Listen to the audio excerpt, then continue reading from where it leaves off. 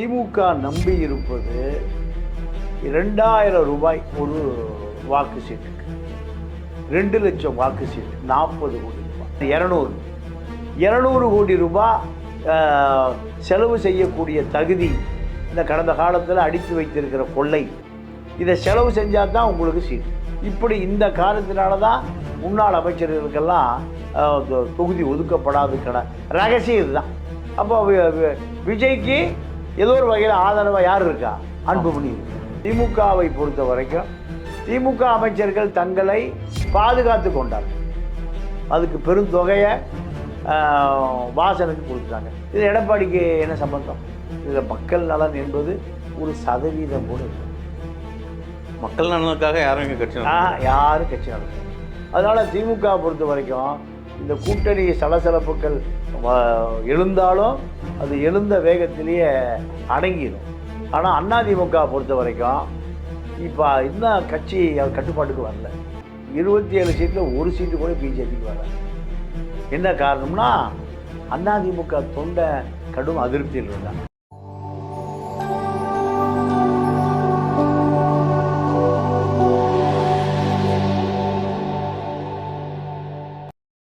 சென்சூர் தமிழ் நேயர்களுக்கு வணக்கம். இன்றைய நேர்காணலில் நம்மோடு இணைந்திருக்கிறார் மூத்த பத்திரிகையாளர் திரு தமிழா பாண்டியன் அவர்கள்.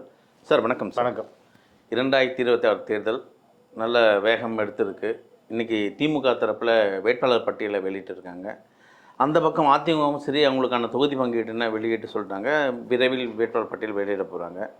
என்ன சார், என்ன நிகழ்வு நடந்துன்னு இருக்குது? ஏதாவது புதிய செய்திகள் இருக்கா இதில்? இல்லை, இந்த தேர்தலை பொறுத்தவரை திமுக நம்பி இருப்பது 2000 ரூபாய் ஒரு வாக்கு சீட்டுக்கு, 2 லட்சம் வாக்கு சீட்டு, 40 கோடி ரூபாய். 40 கோடி ரூபாய் இன்ட்டு 200, 8000 கோடி. விஷன் 200 என்கின்ற இந்த திட்டம் திமுகவுக்கு 1 வருடங்களுக்கு முன்பே அவர்கள் தயாராகி 200 தொகுதிகளிலும் இந்த 40 கோடி ரூபாய் திட்டத்தை அமுல்படுத்துவதற்கு 150 வாக்குச்சீட்டுகளுக்கு ஒரு முகவர், திமுகவை சேர்ந்த ஒரு முகவர், அவர் அந்த 180 நபர்களுக்கும் 2000 ரூபாய் கொண்டு போய் சேர்க்கக்கூடிய ஒரு கட்டமைப்புகளை உருவாக்கி விட்டார். இப்போ இந்த பணம் 2 லட்சம் பேருக்கும் போய் சேர்ந்துடும். 2 லட்சம் பேருக்கு ஏறக்குறைய கட்சி நிர்வாகிகளை, அந்தந்த பகுதியில் இருக்கக்கூடிய நிர்வாகிகளை அவர்களிடம் அந்த கவர் கொடுக்கப்பட்டு விட்டது. இதுதான் திமுகவுடைய மிகப்பெரிய ஒரு எஸ்டிமேஷன். கிட்டத்தட்ட ஒரு தொகுதிக்கு 2 லட்சம் வாக்காளர்கள். ஆமாம். அப்போ 200 தொகுதியை அவங்க டார்கெட் பண்ணுறாங்க. ஆமாம். கிட்டத்தட்ட நீங்கள் குறிப்பிட்ட மாதிரி 800 கோடி வருது. ஆமாம். இதே 800 கோடி 8000 கோடி. 8000 கோடி. அப்போ இவங்க திமுகவோட இந்த இலக்கு இருக்கும்போது அதிமுக சும்மாவாக இருக்கும்? அதிமுக என்ன பண்ணாங்க, இந்த இலக்கை தெரிந்து கொண்டு தான் அதிமுக குறைந்தது ஒரு 50 கோடி ரூபா தகுதி இருப்பவர்கள் தான் வேட்பாளர்கள். உதாரணத்துக்கு லீமா ரோஸ், ஆம்ஸ்டாங் பூர்க்கொடி, எக்மோரில் அபினேஷ், பல தொழிலதிபர்கள், அத்தனை பேருமே ஒரு 100 கோடி ரூபா தேர்தலில் செலவு செய்யக்கூடியவர்களை மட்டும்தான் எடப்பாடி அந்த பட்டியலை எடுத்தார். குறைந்தபட்சம் ஒரு 20 கோடி 30 கோடி பணத்தை தேர்தல் நிதியை வாங்கிய பிறகு தான் இந்த பட்டியலை எடுத்தார். அதே போல் பல அமைச்சர்களுக்கு ஒதுக்கப்பட்டு விட்டது வேட்பாளர் பட்டியலில். சிலருக்கு பட்டியல் ஒதுக்கப்படவில்லை. ஏன்? அவர்களால் அந்த தொகுதியும் செலவு பண்ணணும், அருகில் இருக்கிற 5 தொகுதிக்கும் செலவு பண்ணணும். அப்போ 200 கோடி ரூபாய் செலவு செய்யக்கூடிய தகுதி. இந்த கடந்த காலத்தில் அடித்து வைத்திருக்கிற கொள்ளை, இதை செலவு செஞ்சால் தான் உங்களுக்கு சீட்டு. அதனால தான் செம்பலை, வைகை செல்வன், வெள்ளமுடி நடராஜ், இப்படி பல பேருக்கு சீட்டே கொடுக்காத காரணம் எங்கள்கிட்ட 200 கோடி 100 கோடிலாம் இல்லை. இருக்குது, நிலமாக இருக்குது, சொத்துக்களாக இருக்குது, அதெல்லாம் நாங்கள் விற்க முடியாது, எங்களுக்கு சீட்டுகளை கொடுங்க, நாங்கள் வெற்றி பெற்ற பிறகு தர்றோம். கடனுக்கெல்லாம் சீட்டு கொடுக்க முடியாது. காசு இருந்தால் தான் ரெடிமேடு. இப்படி இந்த காரணத்தினால தான் முன்னாள் அமைச்சர்களுக்கெல்லாம் தொகுதி ஒதுக்கப்படாதுக்கான ரகசியம் இதுதான். நீங்கள் திமுகவுடைய மதுபான ஆலை உரிமையாளர் SNJ ஜெயமுருகன் எடப்பாடி போயிருக்கார் 50 கோடி எடுத்துகிட்டு. 100 கோடி கொடுத்தா கூட எனக்கு 250 கோடி வேணும். வருஷம் ஏறக்குறைய நீ ஒரு 10,000 கோடி ரூபாய் வியாபாரம் பண்ணியிருக்கேன். நான் எங்கள் ஆட்சி வந்தால் உங்களுக்கு அனுமதி மறுக்கப்படும், அதனால் நீ பணம் கொடு. இப்போ அவர்கிட்ட ஒரு 100 கோடி வாங்கப்பட்டிருக்கு. இப்படித்தான் தேர்தல் என்பது தொழிலதிபர்களிடம் வசூல் செய்யக்கூடிய ஒரு சூழலை உருவாக்குவது தான் அதிமுக திமுக 2 கட்சிகளுடைய சூத்திரம். செங்கோட்டையை அவருக்கு தெரிந்த கொங்கு தொழிலதிபர்கள் பல தொழிலதிபர்கள்ட்ட ஒரு 50 கோடி 100 கோடின்னு விஜய்க்கு அவர் ஒரு பெரிய தொகையை வசூல் பண்ணுறார். தன்னுடைய ஆதரவாளர்களுக்கு சீட்டு வேணும், விஜய்க்கு நோட்டு கொடுக்கணும், இப்படியான ஒரு சூழல். இப்போ சீட்டு கிடைக்காதவர்கள் பூரா விஜய் கட்சிக்கு அணைஞ்சிட்டு இருக்காங்க. அதிமுகவில் முன்னாள் அமைச்சர் IT அமைச்சர் மணிகண்டனுக்கு சீட்டு இல்லை, அவர் எங்கே அணைஞ்சிட்டார்? விஜய் கட்சி அணைஞ்சிட்டார். இப்படி பல பேர் அதிமுகவை சார்ந்த பல பேர் சீட்டு கிடைக்காதவர்கள் பூரா போய் விஜய் கட்சியில் இணையிறாங்க. விஜயை பொறுத்த வரைக்கும் பெரம்பூர் அதை அந்த தொகுதி அவர் ஏன் தேர்வு பண்ணார்னா அங்கே கிறித்துவர்கள் நிரம்பி வாழ்கிறார்கள், தலித்துகளும் நிரம்பி வாழ்கிறார்கள். அப்போ 2 பேரும் வாக்கு போட்டால் விஜய் வெற்றி பெறுவதற்கு வாய்ப்பு இருக்குது. ஆதவ அர்ஜுன் என்ன பண்ணுறாரு, அதிமுகவில் சேவியர்னு ஒரு கிறித்துவர், அவர் கொஞ்சம் வலுவான வேட்பாளர், கிறித்துவ சபைகளில் செல்வாக்கு பெற்றவர். அவருக்கு சீட்டு கொடுக்காமல் ஒதுக்கப்பட்டு பாமகவை சேர்ந்த திலகபாமா அங்கு நிறுத்தப்பட்டிருக்கு. திலகபாமா தமிழ்நாட்டுடைய தென்பகுதி நாடார் சமூகத்தை சேர்ந்தவர். நாடார் சமூகம் பெரம்பூரில் பெரிய அளவில் அடர்த்தியாக இல்லை. அப்போது இது விஜய்க்காக பாமக கேட்டு வாங்கிய தொகுதியாக இருக்குது. அப்போ விஜய்க்கு ஏதோ ஒரு வகையில் ஆதரவாக யார் இருக்கா? அன்புமணி இருக்கார். அதே போல் வாசனுடைய 5 தொகுதி ஈரோடு கிழக்கு, ஒட்டஞ்சத்திரம், திருச்சி நேரு வாங்கின 5 தொகுதியும் பாருங்கள். அவர் மொத்தமாக திமுக பெரும் புள்ளிகளிடம் பெரும் பணம் விளையாண்டு விட்டார். சாதாரணப்பட்ட அவர் வேட்பாளரை நிறுத்தலையா 5 தொகுதியும் தோற்று போகும். அதிமுகவில் வலிமையான வேட்பாளரை போட்டால் அது அந்த திமுக அமைச்சர்களால் நேரு, முத்துசாமி, சக்கரபாணி இவர்களுக்கெல்லாம் பெரும் இடையூறாக இருக்கும், அச்சுறுத்தலாக இருக்கும். அப்போ வாசன் என்ன பண்ணார், 5 சீட்டையும் மொத்தமாக யார்கிட்ட விற்றுட்டார்? திமுகட்ட விற்றுட்டார். இப்படி தான் ஒரு அண்டர்ஸ்டாண்டிங்கில் தான் ஓடுது. இதுதான் இந்த தேர்தல். திமுகவாகட்டும் அதிமுக மக்களுக்கு விலை பேசப்பட்டது ஒரு பக்கம் இருந்தாலும் வேட்பாளர்களும் விலை பேசி வாங்கியிருக்காங்க. ஆமாம். நீங்கள் சக்கரபாணி எதிர்த்து விடியல் சேகர் நிற்கிறார். விடியல் சேகருக்கும் ஒட்டச்சத்துக்கு என்ன சம்பந்தம்? அப்போது சக்கரபாணி ஜெயிக்கணும்னு யார் விரும்புகிறா? வாசன் விரும்புகிறாரு. வாசன் விரும்புகிறாருன்னா அதற்கான விலை கொடுக்கப்பட்டிருக்கு. முத்துசாமி ஜெயிக்கணும்னு வாசன் விரும்புகிறார். திமுகவில் வலிமையான அமைச்சர் முத்துசாமியை எதிர்த்து யுவராஜை போட்டிருக்காங்க. யுவராஜுக்கு அந்த தொகுதிக்கு சம்பந்தமே இல்லை. துரைசாமி கவுண்டர் மூப்பனாரோடு நெருக்கமானவர். ஈரோட்டில் ஒரு கல்வி நிறுவனம் உருவாக்குறாங்க, கொங்கு வேளாளர் கல்வி நிறுவனம். அது பல கவுண்டர் சமூகத்தை சேர்ந்தவர்கள்ட்ட ஷேர் வாங்குகிறாங்க, பங்கு வாங்குகிறாங்க. இப்போ அவரே துரைசாமி கவுண்டரை காலத்திலே அது முழுக்க தன்னுடைய கட்டுப்பாடுக்கு எடுத்துட்டார். இன்றைக்கி அது ஒரு பல ஆயிரம் கோடி. அப்போது அந்த தகுதி தான் மூப்பனாரோட நண்பர் துரைசாமி கவுண்டர், அதை தாண்டி எந்த தகுதியும் இல்லை. இப்போ இந்த ஒரு செட்டிங் திமுகவுக்கு ஒரு கைது ஓங்கின மாதிரி தானே இருக்கும். இது எடப்பாடிக்கு தெரியாது. அது இல்லை, எடப்பாடிக்கு தெரியுமா? இது பூரா வாசனுடைய விருப்பம். இந்த திமுக அமைச்சர்களுடைய தொகுதிகளில் பல கோடிகளை வாங்கிட்டு வாசன் விற்றுவிட்டார். வாசன் பிஜேபி ஆட்சியில் இருக்குது, அவர் பாஜக MP ஆயிடுவார். இது அவருக்கு தெரியும். இருந்தாலும் திமுகவை பொறுத்த வரைக்கும் திமுக அமைச்சர்கள் தங்களை பாதுகாத்து கொண்டார்கள். அதுக்கு பெருந்தொகையை வாசனுக்கு கொடுத்துட்டாங்க. இது எடப்பாடிக்கு என்ன சம்பந்தம்? எடப்பாடியை பொறுத்தவரை அவருக்கு ஒரு 150 160 சீட்டு தான் அவருடைய இலக்கு. அந்த 160 சீட்டுகளில் 118 ஜெயிச்சா போதும். திமுகவிடமிருந்து வன்னியர்கள் அத்தனை பேரும் வெளியேறிட்டாங்க. ராமதாஸ் இல்லை, அன்புமணி இல்லை, வேல்முருகன் இல்லை. ஒரு ஓட்டு கூட தமிழ்நாட்டினுடைய வடபகுதிகளில் வன்னியர்கள் வாக்கு திமுகவுக்கு இல்லை.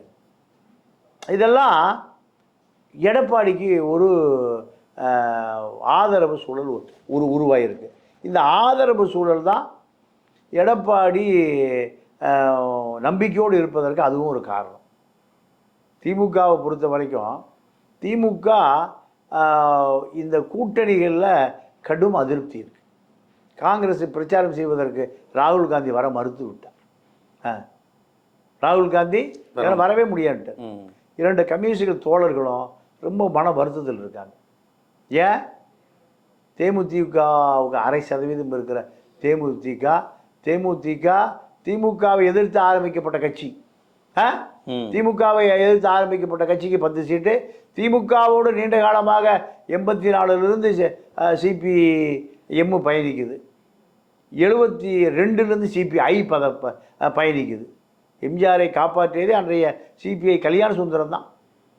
இவர்களுக்கு 5 சீட்டு தான், 6 சீட்டில் ஒன்று குறைச்சிட்டாங்க. ஆனால் தேமுதிகவுக்கு 10. இது ஒரு பெரிய அதிருப்தியாக இருக்குது. வேலு பிரேமலதா மகனுக்கு உறவுக்காரராக போகிறார், சம்பந்தக்காரராக போகிறார். அவருடைய மகனுக்கு வேலுவுடைய நெருங்கிய உறவினர், அக்காலோ தங்கச்சியோ மச்சானோ மாமனோ யாரோ ஒருத்தர் பொண்ணு கொடுக்க போகிறாங்க. இந்த நட்பு வட்டாரத்தில் அவர் திமுகவினுடைய சீட்டுக்களை அள்ளி அள்ளி தாரை வார்த்து கொடுத்துட்டார். இதெல்லாம் திமுக கூட்டணிகள் ஒரு பெரிய புகைச்சல். எல்லாருமே மன வருத்தம் இருக்காங்க. கமலஹாசனுக்கு டார்ச் லைட் சின்னத்தில் கேட்குறாரு, அவங்க உதயசூரியன் தான் கொடுக்குறேங்கிறாங்க. உதயசூரியன் கொடுத்தா அவங்க அப்படி உதயசூரியன் செட்டில் ஆயிடுவான்.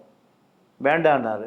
ஒரு சீட்டு 7-8 ஆக்கியிருக்கு சிறுத்தைக்கு, 9-10 ஆக்கியிருக்கு பிரேமலதாவுக்கு. அப்போ இந்த எஸ்டிபி முபாரக்கு கூட்டணி வெளியே போகிறேன்னாரு. அவரை உள்ள அணைச்சிருக்காங்க. அதே போல் தனியரசுக்கு சீட்டே இல்லை. கொங்கு ரவிக்குமார் இருக்கிற காரணத்தினால தனியரசை வெளியே அனுப்பிச்சிட்டாங்க. தனியரசு இன்னும் அறிவாலய வாசல்லே கிடக்கிறார். ஏன்? தனக்கு வெற்றி பெற்ற பிறவாக இது ஏதாவது ஒரு மானியம் கொடுக்குன்னு கேட்குறாரு. இப்படி பல பேர். ராமதாஸும் சசிகலாவும் கூட்டணி சேர்ந்த பிறகு உதிரி கட்சி 5 லட்சம் 10 லட்சம் கிடைக்கிறேன், அங்கே ஒரு 10-20 பேர் கிடக்கிறான். இப்படி தான் தமிழ்நாட்டு அரசியல். ஆக இதில் மக்கள் நலன் என்பது ஒரு சதவீதம் கூட இல்லை. மக்கள் நலனுக்காக யாரும் இங்கே கட்சி யாரும் கட்சி நடத்தலை. இனிமேல் அப்படி ஒரு வேளை கட்சி வந்தால் அது ஒரு அதிசயமாக இருக்கும். முக்கியமாக விடுதலை சிறுத்தைகளின் கூட்டணி ஒரு சலசலப்பில் இருக்குது. இல்லை, இப்போ திருமாவளவனை பொறுத்த வரைக்கும் ஒரு 9 சீட் 8 சீட் கொடுத்துட்டாங்க. 10 அது 9 ஆகி இப்போ 8 ஆகிருக்கு. 6 சீட்டு தான் தரணும், 7 கொடுத்தாங்க.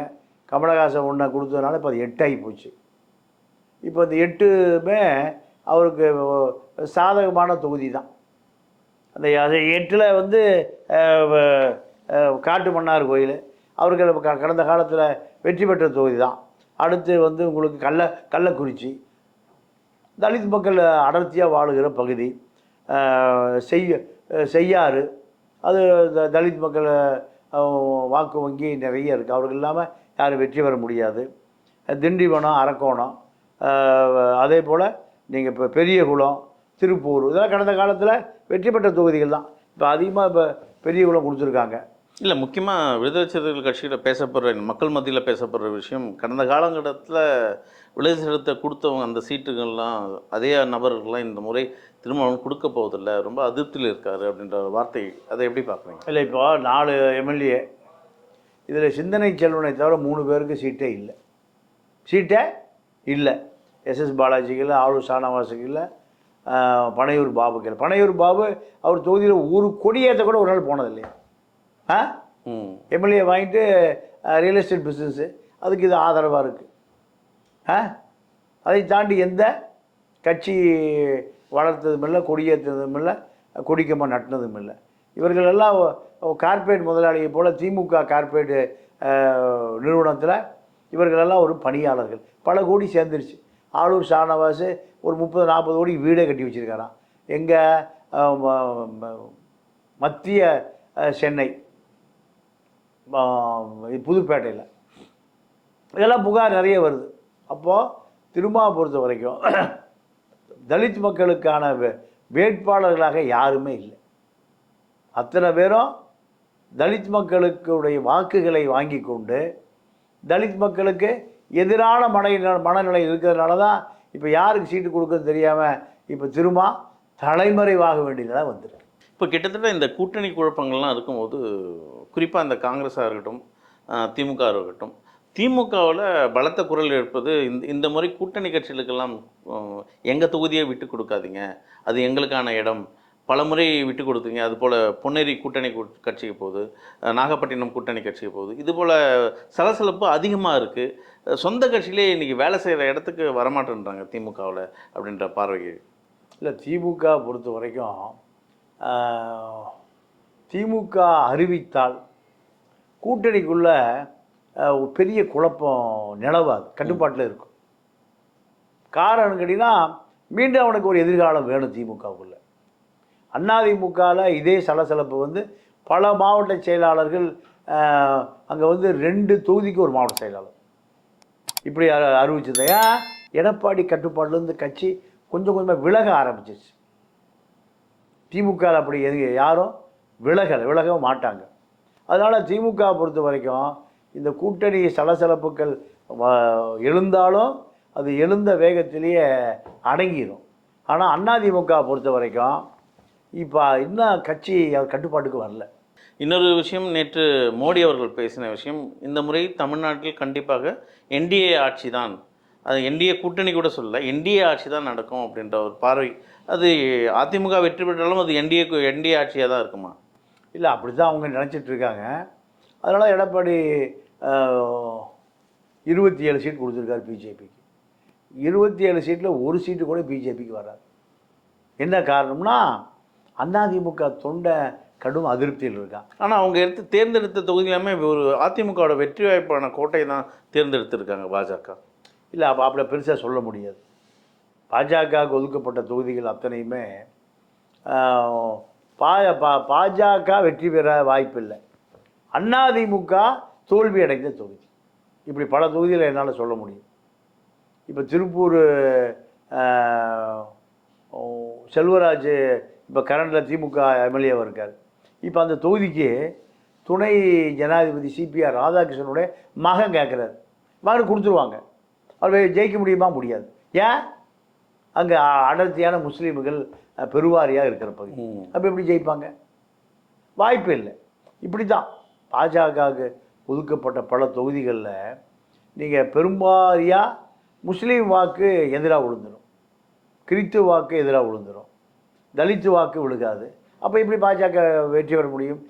அதிமுக வாக்கை மட்டுமே நம்பித்தான் நிற்கிது. அதிமுக போட மாட்டான். ஏன் போட மாட்டான்னா, அதிமுக கட்சி புதுசில் அதிமுக என்ன நினைக்கிறான், பிஜேபி ஜெயித்தால் தங்களுடைய கட்சி அது முழுங்கிடும். மகாராஷ்டிராவில் நடந்தது போல், பீகார் நிதிஷ்குமார் காணாமல் போனதை போல் நடந்துடும்.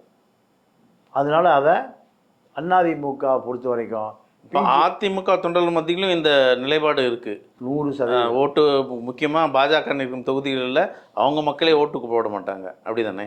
அவன் என்ன காரணம்னா, கடந்த காலத்தில் அதிமுக உருட்டல் மிரட்டல்.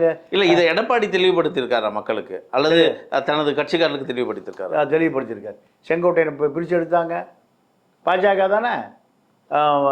ஓபிஎஸ், சசிகலா இத்தனை பேரும் பாஜகவால் தான் பிரித்து எடுக்கப்பட்டார்கள். இன்றைக்கி பாஜக வேலுமணி, தங்கமணி போன்றவர்களெல்லாம் கட்டுப்பாட்டில் வைத்திருக்கு. அவர் எடப்பாடி தலைவராக நம்புவதை விட அமித்ஷாவை தான் தலைவராக நம்புகிறாங்க. அப்போ இதெல்லாம் அதிமுக தொண்டனுக்கு தெரிகிற பொழுது அதிமுக தொண்டை எப்படி பிஜேபி ஓட்டு போடுவான்? அந்த ஒரு பெரிய ஒரு எரர். பாஜக அதிமுகக்குள்ள அது நீர் ஊற்ற நெருப்பாக இருக்குது. அது தேர்தலில் எதிரொலிக்கும். கண்டிப்பாக இந்த இன்னும் 1 மாத காலத்தில் தமிழ்நாடு மழை பெய்ததில் கோடி மழையில் நனைய போகுது. மக்கள் ஆர்வத்தை பார்க்க போகிறோம். பார்ப்போம், தொடர்ந்து பேசுவோம். நன்றி, வணக்கம்.